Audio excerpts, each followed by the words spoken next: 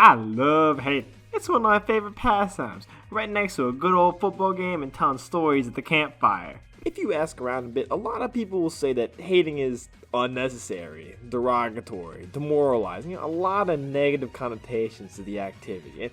And yeah, it might be deserved a little bit, but I think it's more than that. Of course, a lot of haters might be going, "Wah, don't hate, let people enjoy things," but I assure you, it is very necessary.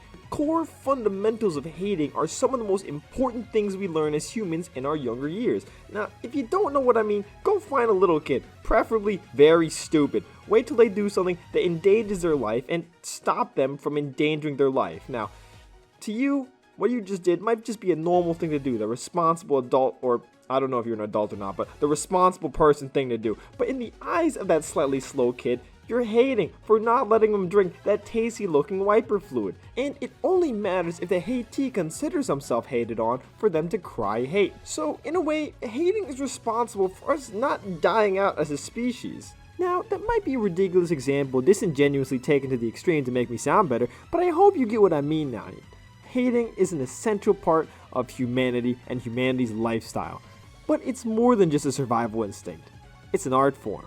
Because there's a lot of hate to it that just don't got the same bite to it out there. Like, yeah, sure, all them British dickheads can say whatever they want about football being way smaller than whatever fake sport they made up over there. But like a true American, I don't give a shit about what anybody but my country likes. And god damn it, it's my God-given right to watch men give each other brain damage on Sundays. But on the other hand, if you're a slimy little sycophant talking about how shit the quarterback's been this season, well, I could take a moment to fall to my knees, because they're kind of right. We got some bullshit out there. And now I gotta ask you, what's the difference between these two? And which one do I respect more?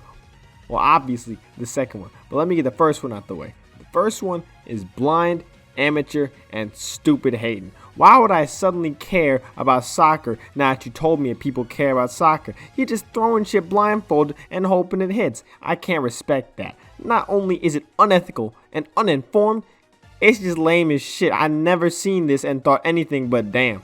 You don't know what you're talking about. I'ma keep it pushing. Now, don't get it twisted. Just cause that was lame don't mean blind hating is always lame. When you turn it up to the max, including the ignorance, it becomes an art of its own. We got several examples right now. We got fraud watch accusations, Skip Bayless doing this thing, and in the past we also had McCarthyism. It's a lot of different ways that blindly hate effectively. Blind hating done right can stand the test of time and be prime hating, even if every single thing you said was not based in reality in the slightest. Delusion is a powerful tool. But really, if you're too pussy to throw away all semblance of shame and hate on something or someone without any actual rhyme or reason, then you should reconsider, because halfway just makes you look like a pansy. Instead, what you need to do as a normal, well-adjusted person, or something kind of close to that at least, is brush up on a different type of hating. You need to become an educated, ethical hater. Let's take myself for an example. I wouldn't be such a qualified, thorough hater of League of Legends if I hadn't wasted multiple years of my life beforehand trapped in the race-specific genjutsu that game casts on every single Asian across the world. Any old Joe can say it destroys your life without any research, but telling the hard-stuck gold they might actually be the bad teammate people complain about cuts deeper than any outside hating ever could. And that's the principle. Know thy enemy and all that, you know.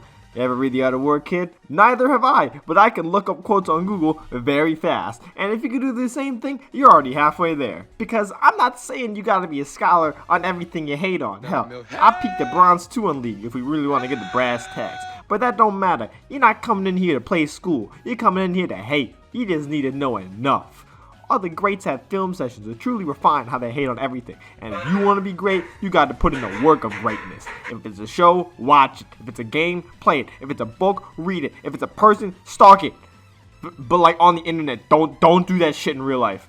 But what I'm trying to say is, we want to get acquainted with the object of our hate. You don't got to be friends with it, but you do got to be able to hold a 3-minute conversation with it whenever you awkwardly see each other waiting in the same line together while both your fat asses get some Burger King for the morning. Take note of every single personal gripe you have with it while enjoying its company. And also, be sure to throw at anything it does well instead of trying to make an angle about how that sucks actually. You know, it might sound tempting to be a contrarian hater, but trust me, I'm saving you a lot of time this way. We're hating. We need to focus on the negatives. Then, after you gather your information, you gotta take to the streets to find the public word.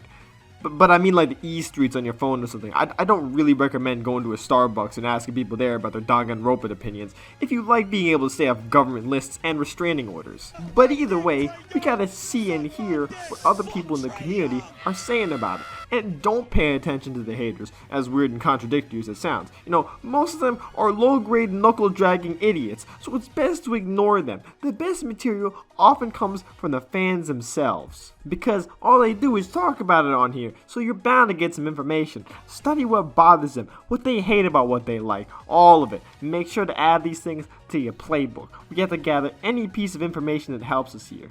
Hating is an art, and you're gathering top quality materials for your canvas. After you get all the materials, you're almost ready, but now we gotta take this to the drawing board and make sure we got everything. Read, revise, even get the plans peer reviewed if you can. But make sure you have an appropriate level of hate in every page in that playbook, and if it doesn't inspire you, throw it out. You have to be sure that when it's time, you come in prepared and ready to cut deep with every single thing you say. Then, after you get all that done, it's time to hate. I can't tell you what to do here. Everybody got their own plans. As I said, hating's an art form. Everybody got their own methods, and different things require different specialties. But that's the best part of hating. You gotta make your own to truly be great. All that is up to you now, soldier. I can't guide you no further. But I can tell you the most important part of hating. Make sure to have fun.